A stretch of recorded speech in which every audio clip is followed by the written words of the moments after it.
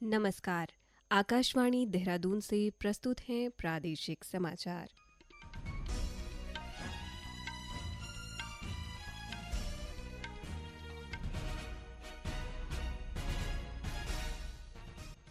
पहले मुख्य समाचार।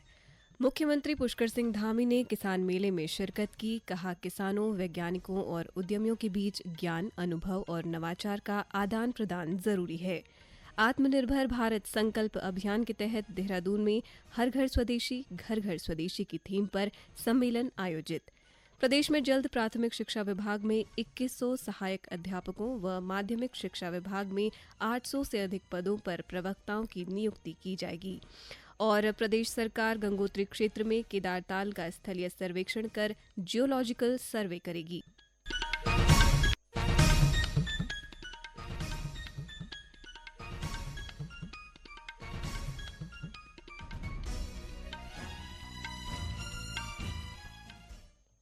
प्रादेशिक समाचारों के साथ मैं रागिनी बिंजोला। और अब समाचार विस्तार से। मुख्यमंत्री पुष्कर सिंह धामी ने पंतनगर विश्वविद्यालय में आयोजित 118वें अखिल भारतीय किसान मेले एवं कृषि उद्योग प्रदर्शनी में शिरकत की। कार्यक्रम में मुख्यमंत्री ने कहा कि ऐसे आयोजन मात्र कृषि उत्पादों और यंत्रों के प्रदर्शन तक सीमित नहीं होते, बल्कि ये किसानों, वैज्ञानिकों और उद्यमियों के बीच ज्ञान, अनुभव और नवाचार के आदान प्रदान का महत्वपूर्ण माध्यम भी होते हैं।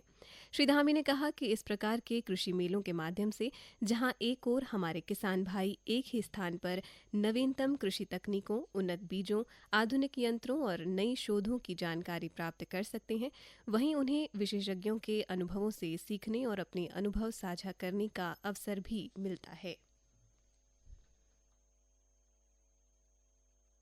एग्रीकल्चर के शोध और अनुसंधान के क्षेत्र में और कृषकों के लिए उनके उन्नत प्रकार की बीजें, उन्नत प्रकार के उनके फलों के उत्पादन, उन सभी में बहुत बड़ा शोध और अनुसंधान का काम यहाँ पर होता है और इसकी ख्याति पूरे देश और दुनिया के अंदर है। और किसानों का जो ये मेला प्रतिवर्ष लगता है, इसमें किसानों के साथ संवाद कृषि वैज्ञानिक करते हैं, बड़े बड़े विशेषज्ञ करते हैं। वो निश्चित रूप से जो आदरणीय प्रधानमंत्री जी का विजन है, उनका संकल्प है कि किसानों का उत्थान होना चाहिए, उनका उन्नयन होना चाहिए, उनको हर दृष्टि से आगे बढ़ने का अवसर मिलना चाहिए, उनकी आय दुगनी होनी चाहिए और किसान को उसकी उपज का और उसकी मेहनत का पूरा जो मूल्य है वो मिलना चाहिए। उसके कारण से बहुत सारे डिसीजन देश के अंदर हुए, राज्य के अंदर भी हम बहुत सारी योजनाएं किसानों के हितों के लिए चला रहे हैं। आत्मनिर्भर भारत संकल्प अभियान के तहत देहरादून के विकासनगर में हर घर स्वदेशी, घर घर स्वदेशी की थीम पर सम्मेलन आयोजित किया गया। इस कार्यक्रम में कैबिनेट मंत्री गणेश जोशी शामिल हुए। उन्होंने कहा कि केंद्र सरकार ने कई आवश्यक वस्तुओं पर जीएसटी घटाया है, जिससे हर वर्ग को राहत मिली है। श्री जोशी ने कहा कि ये निर्णय आत्मनिर्भर भारत की दिशा में एक बड़ा कदम है। जब आम नागरिक की जेब में पैसा बचेगा तो देश की अर्थव्यवस्था और मजबूत होगी। देश के प्रधानमंत्री नरेंद्र मोदी जी ने यह आह्वान किया है कि हम स्वदेशी उत्पादों को अपनाएं, स्वदेशी का प्रयोग करें। और आपको ध्यान होगा, जब आज़ादी का आंदोलन चल रहा था तब भी ये स्वदेशी का आंदोलन चला था, विदेशी वस्तुओं की गोली जलाई गई थी और उसी से घबराकर अंग्रेजों ने भारत छोड़ा था। और आज अप्रत्यक्ष रूप से जो लोग भारत की शक्ति से विचलित हो रहे हैं, जिनको लगता है कि भारत आज विश्व की आर्थिक शक्ति बनना चाह रहा है, बन गया है, भारत विश्व की सैन्य शक्ति बन गया है, और प्रकार की घटनाएं अगल बगल के देशों में हुई को देखते हुए ये स्वदेशी का अभियान पूरे देश में शुरू हुआ है। सम्मेलन में मौजूद सभी लोगों ने स्वदेशी अपनाने की शपथ ली, जिससे देश की आर्थिक स्थिति में सुधार आए। अल्मोड़ा के मल्ला महल में 3 दिवसीय साहित्यिक महोत्सव का आयोजन किया गया। कार्यक्रम में विभिन्न प्रतियोगिताएं और कार्यशाला आयोजित की गई। साहित्य महोत्सव में अंतरिक्ष पर जानकारी देने के लिए विभिन्न उपकरणों की प्रदर्शनी भी लगाई गई है। इस दौरान उच्च न्यायालय के न्यायाधीश पंकज पुरोहित ने भी संवाद कार्यक्रम में प्रतिभाग किया। उन्होंने फोटो प्रदर्शनी, पुस्तक प्रदर्शनी का अवलोकन कर जानकारी भी ली। न्यायाधीश पंकज पुरोहित ने कहा कि अल्मोड़ा साहित्य महोत्सव के आयोजन में युवाओं का प्रयास सराहनीय है। अल्मोड़ा साहित्य महोत्सव की निदेशक डॉक्टर दीपा गुप्ता ने कहा कि आगे भी अल्मोड़ा साहित्य महोत्सव द्वारा इस तरह का आयोजन किया जाएगा।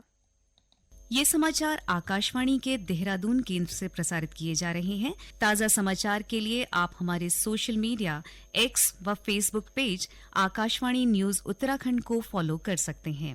साथ ही ये समाचार हमारे YouTube channel Akashvani news Uttarakhand पर भी उपलब्ध हैं।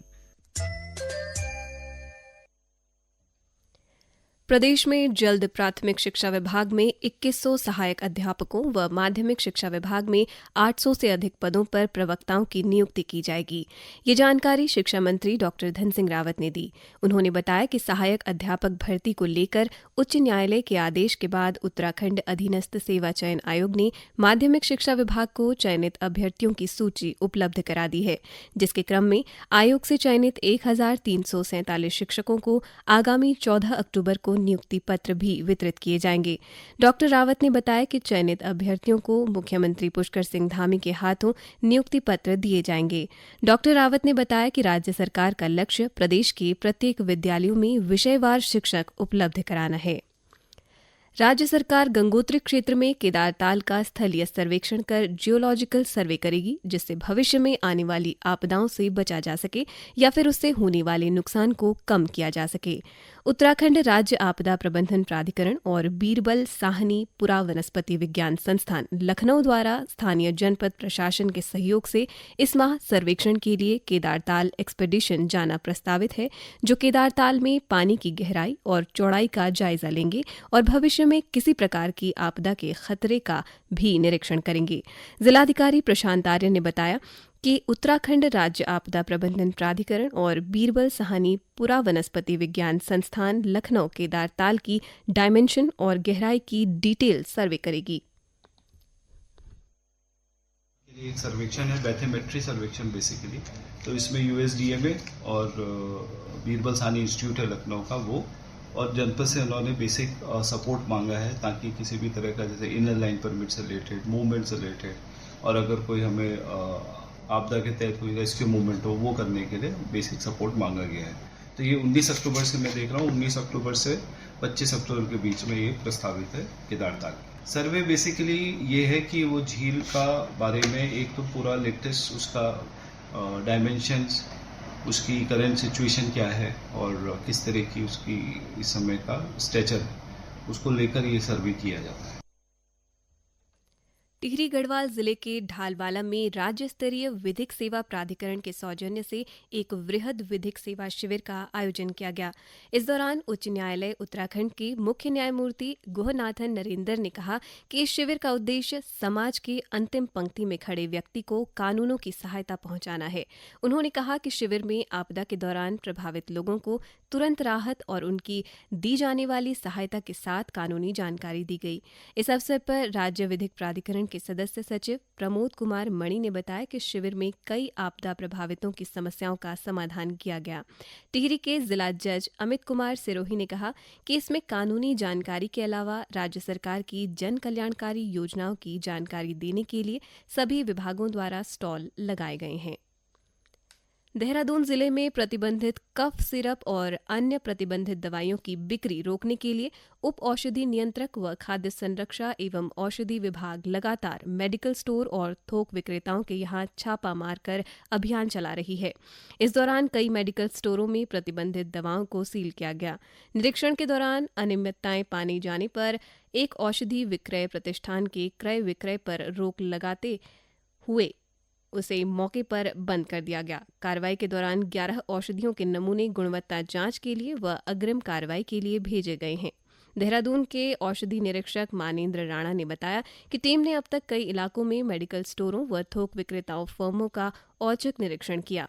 इस दौरान प्रतिष्ठानों में प्रतिबंधित दवाइयों को मौके पर सील कर दिया गया। इसके साथ ही औषधियों के विक्रय पर अग्रिम आदेशों तक रोक लगाई गई है। अंत में मुख्य समाचार एक बार फिर।